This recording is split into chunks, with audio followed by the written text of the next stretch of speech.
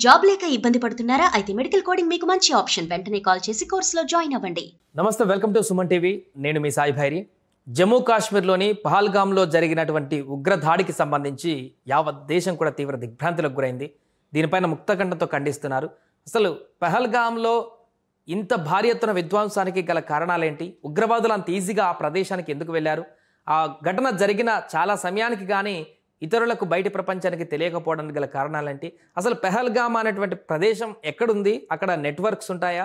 అన్ని మొబైల్స్ కూడా సిగ్నల్స్ ఉంటాయా? దీనికి సంబంధించి పూర్తిగా మాట్లాడదాం. జస్ట్ ఒక 20 days క్రితమే అదే ప్రాంతంలో, ఇప్పుడు ఎక్కడైతే ఉగ్రవాదులు దాడి చేశారో ఎగ్జాక్ట్గా అదే లొకేషన్లో, అదే ప్రాంతంలో, అదే సిచ్యువేషన్లో మా కొలీగ్ సీనియర్ జర్నలిస్ట్ విజయ్ కూడా 20 days క్రితం ఫ్యామిలీతో అక్కడికి వెళ్ళి రావడం జరిగింది.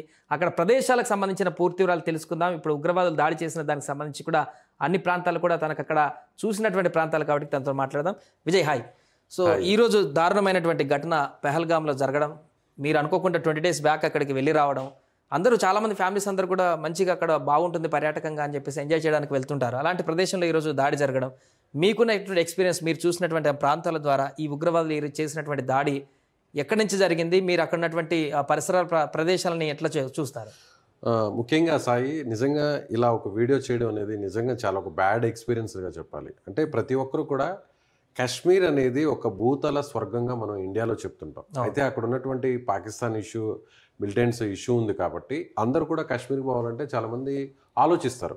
అయితే ఇటీవల గత కొన్ని సంవత్సరాల నుంచి కాశ్మీర్లో ప్రశాంతమైనటువంటి వాతావరణం ఉంది. ఫ్యామిలీస్ అందరూ కూడా ఇప్పుడు కాశ్మీర్కి వెళ్ళొచ్చు. మిగిలినటువంటి ఏదైతే హిమాచల్ ప్రదేశ్కి, మనం మనాలికి, అలాంటి వాటికి ఎలా వెళ్తామో ఇప్పుడు కాశ్మీర్కి కూడా చాలా ఫ్రీగా వెళ్ళేటువంటి సౌలభ్య పరిస్థితులు అక్కడ ఉన్నాయి. నేరుగా అక్కడికి నేను ఫ్యామిలీతో దాదాపు సరిగ్గా 20 రోజుల కిందట ఇదే ప్రాంతానికి నేను ఫస్ట్ కాశ్మీర్కి వెళ్ళిన మొట్టమొదటి రోజే అక్కడికి వెళ్ళడం జరిగింది. ఇది ఏదైతే పహల్గామ్ అనేది ఒక మినీ స్విట్జర్లాండ్గా చెప్తారు. జనరల్గా స్విట్జర్లాండ్ ఎలా ఉంటుందంటే చుట్టూ కొండలు, ఇక్కడ మనం చూపిస్తున్నాం కదా, చుట్టూ కొండలు ఉంటాయి, మధ్యలో మైదాన ప్రాంతం ఉంటుంది. ఈ మైదాన ప్రాంతం అంతా కూడా చాలా గ్రీనరీగా ఉంటుంది. ఇప్పుడు మనం లాన్ వేస్తే ఎలా ఉంటుందో, పచ్చగడ్డి వేస్తే ఎలా ఉంటుందో, ఆ లాన్ లాగా మొత్తం అంతా కూడా ఒక ల్యాండ్స్కేప్ చూడడానికి చాలా అద్భుతంగా ఉంటుంది. అయితే ఎగ్జాక్ట్గా ఈ లొకేషన్కి వెళ్ళడానికి చూస్తే శ్రీనగర్ నుంచి పహల్గామ్కి దాదాపుగా 85 కిలోమీటర్లు ఉంటుంది. ఇది పహల్గామ్ వరకు వెళ్ళడానికి ప్రత్యేకంగా కొన్ని మనం పర్సనల్గా ప్రైవేట్ వెహికల్స్లో వెళ్ళాలి. అక్కడికి వెళ్ళేటువంటి క్రమం చూస్తే శ్రీనగర్ నుంచి చూస్తే ఉత్తరం వైపు ఉంటుంది, అంటే దక్షిణం వైపు ఇది కాశ్మీర్ అని చెప్పాలి ఈ ప్రాంతం.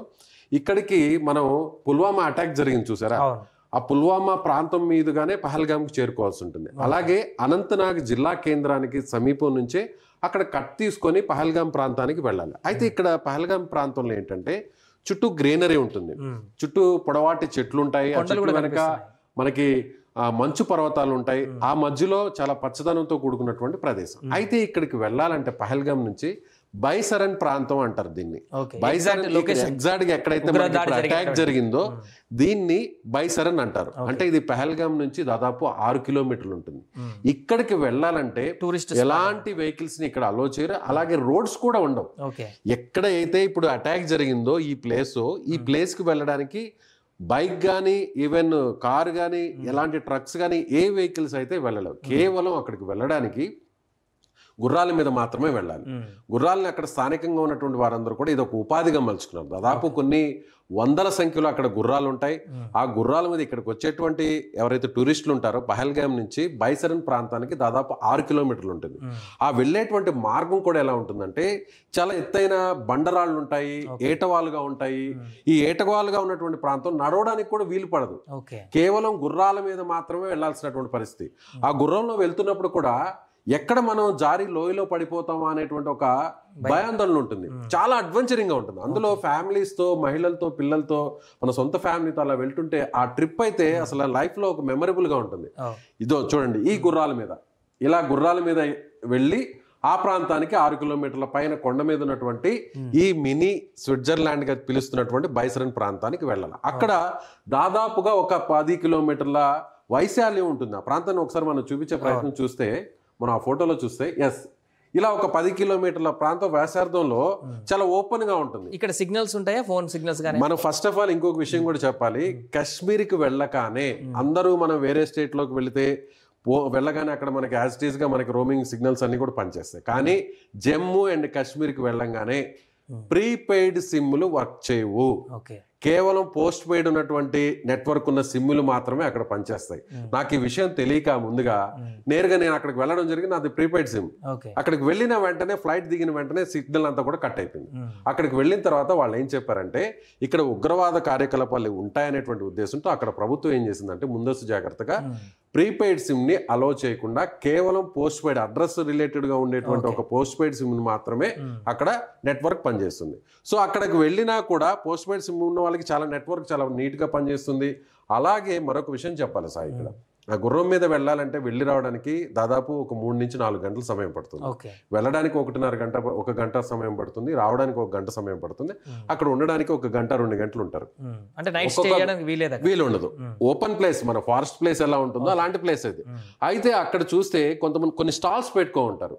స్టాల్స్ మనం ఎలా అంటే అక్కడికి వెళ్ళిన టూరిస్టులకి ఏదైనా ఫుడ్ ఇవ్వడం కోసం అందరూ కూడా ఉదయం నుంచి బయలుదేరుతారు. వెళ్ళేసరికి మధ్యాహ్నం అవుతుంది కాబట్టి మధ్యాహ్నం సమయంలో అక్కడ భోజనం లాంటిది ఏదైనా స్నాక్స్ తినడానికి న్యూడిల్స్ ఫ్రైడ్ రైస్ ఇలా రకరకాల ఆహార పదార్థాలు అక్కడ అమ్ముతుంటారు. దానికోసం కొన్ని గుడారాల్లాగా ఒక స్టాల్స్ ఏర్పాటు చేస్తుంటారు. ఆ స్టాల్స్ కి దగ్గరలోనే ఉన్నటువంటి ప్లేస్ లో స్టాల్స్ దగ్గర నుంచి అటాక్ జరిగింది అనేది మనకు చాలా క్లియర్ కట్ గా మనకు అనిపిస్తుంది. ఎందుకంటే ఈ ప్లేస్ ఒకసారి చూస్తే ఇది ఒక 10 కిలోమీటర్ల వ్యాసార్థంలో ఈ ప్రాంతం అంతా ఉంటుంది. ఒకవేళ ఫైర్ ఓపెన్ చేస్తే తప్పించుకునేటువంటి మార్గమే లేదు. ఎందుకంటే 10 కిలోమీటర్లు ఉంటుంది. అందరం మనం ఓపెన్ ల్యాండ్ ఫ్యామిలీతో ఉంటాము. ఒక్కసారి ఫైరింగ్ ఓపెన్ చేసిన తర్వాత మనకి ఇంకా ఏదన్నా ఒక చెట్టు వెనక నిలబడడం లేదంటే ఏదో ఒక కొండ వెనక నిలబడేటువంటి పరిస్థితులు అక్కడ ఉండవు.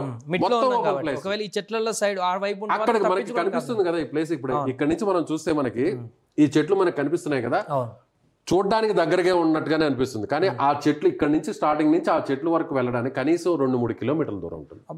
వన్స్ ఒకసారి ఫైర్ ఓపెన్ చేస్తే అక్కడ పరిగెత్తడానికి ఎంత సమయం పడుతుంది? 2 కిలోమీటర్లు కష్టం. చాలా మంది నేల మీదే పడుకునేశారు. అక్కడ నేల మీద పడుకున్నారు. కొంతమంది ఈ స్టాల్స్ లోపలికి వెళ్ళడం జరిగింది. ఏదైతే ఆహార పదార్థాలు అమ్మేటువంటి ఫుడ్ స్టాల్స్ ఉంటాయి చూసారా, అక్కడికి వెళ్ళారు.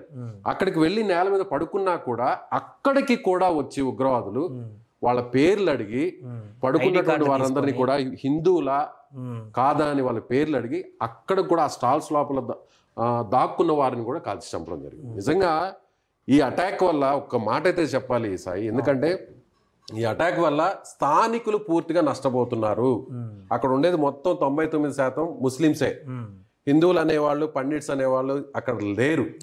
0.01% మాత్రమే అక్కడ వేరే మతస్థులు ఉన్నారు. సో ఇప్పుడు ఈ అటాక్ జరగడం వల్ల ఇక ఎవరు కూడా కాశ్మీర్కి వెళ్ళాలంటే సాహసం చేయరు. మనకి కాశ్మీర్ వెళ్ళాలంటే సింగిల్ గా ఇండివిజువల్ గా మనం బ్యాచిలర్స్ వెళ్ళాం, ఫ్యామిలీతోనే వెళ్తాం.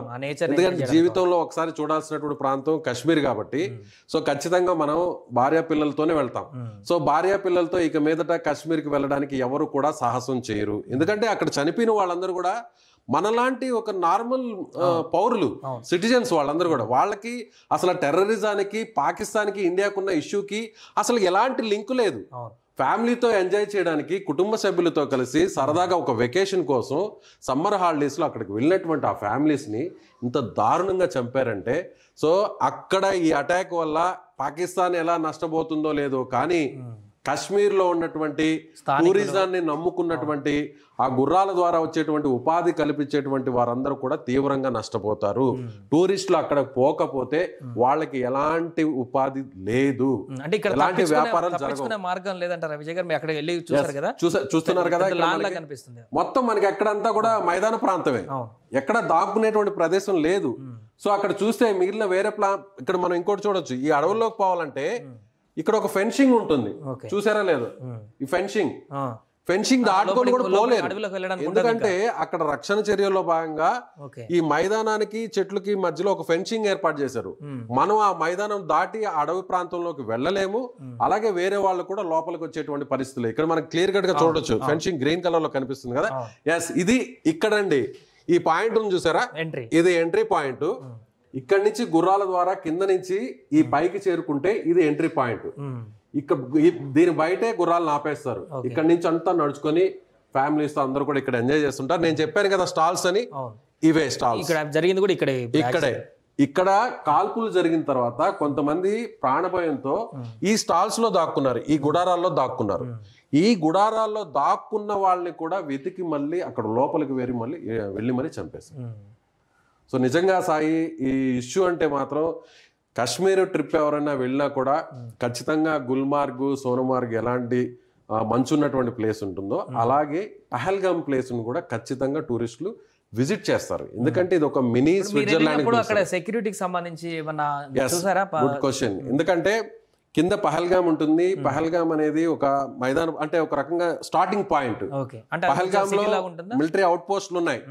పహల్గామ్ ప్రాంతంలో అవుట్ పోస్టులు ఉన్నాయి. అక్కడ మిలిటరీ వాళ్ళు ఉన్నారు, ఆర్మీ వాళ్ళు ఉన్నారు, సిఆర్పిఎఫ్ వాళ్ళు ఉన్నారు. అలాగే పహల్గామ్కి వెళ్ళేటువంటి మార్గంలో ఏదైతే శ్రీనగర్ నుంచి మనం పహల్గామ్కి వస్తామో ఈ పాయింట్కి బైసరన్ ప్రాంతానికి వెళ్ళేటువంటి మార్గం మధ్యలోనే పహల్గామ్ నుంచి 1 కిలోమీటర్ 2 కిలోమీటర్ల దూరంలోనే అమర్నాథ్ యాత్ర స్టార్ట్ అయ్యేటువంటి బేస్ పాయింట్ అదే. అక్కడి నుంచే క్యూ లైన్స్ ఉంటాయి. అక్కడి నుంచే మనం ఏదైతే అమర్నాథ్ యాత్రకు వెళ్ళేటువంటి వారందరూ అక్కడి నుంచే వెళ్ళాలి. సో అక్కడ మాత్రం ఆర్మీ పోస్టులు ఉన్నాయి, అవుట్ పోస్టులు.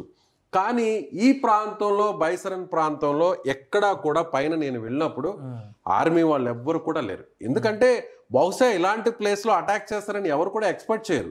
ఇప్పటి వరకు జరిగినటువంటి అటాక్స్ మనం ఒకసారి పరిశీలిస్తే ముంబై లో జరిగిన అటాక్స్ మినహాయిస్తే మిగిలినటువంటి అటాక్స్ అన్ని కూడా ఆర్మీ వాళ్ళ మీద జరిగాయి, అక్కడ ఉన్నటువంటి అధికారుల మీద జరిగాయి తప్ప బయట ప్రాంతాల నుంచి వచ్చి అక్కడ టూరిస్టుల మీద అటాక్స్ జరగడం అనేది చాలా రేరు. అందులో 28 మందిని చంపడం అనేది చాలా రేరు.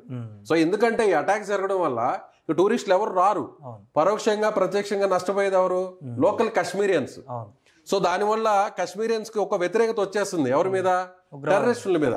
మీరు మమ్మల్ని మా పొట్టగొడుతున్నారు, టూరిస్టులు రానియకుండా మీరు చేస్తున్నారు కాబట్టి ఇక మీరు వద్దు, ఇలాంటి చేయొద్దు అనేటువంటి ఒక వ్యతిరేకత వస్తుందనే భావంతో అక్కడ టూరిస్టుల జోలికి పోరు. కానీ ఈరోజు నిన్న జరిగినటువంటి అటాక్ మాత్రం అసలు ఎలాంటి పాపం తెలియని పాపం.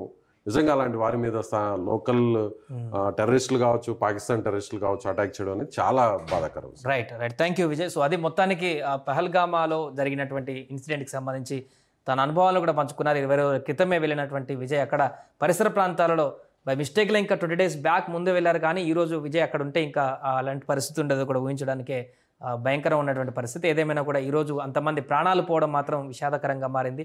దీనికి ఖచ్చితంగా రివెంజ్ తీర్చుకోవాల్సిందే అంటూ కూడా ప్రతి ఒక్క ఇండియన్ కూడా కామెంట్ చేస్తున్నారు. కేంద్ర ప్రభుత్వం దీనికి సంబంధించి ఎలాంటి నిర్ణయం తీసుకుంటుందో కూడా ఆసక్తిగా ఎదురు చూస్తున్నారు.